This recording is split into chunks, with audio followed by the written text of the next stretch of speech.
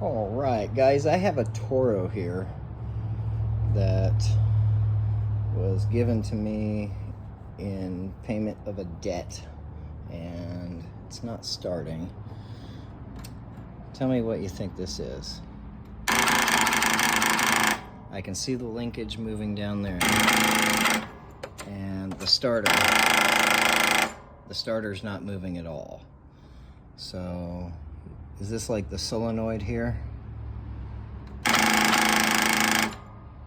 What do you think, guys?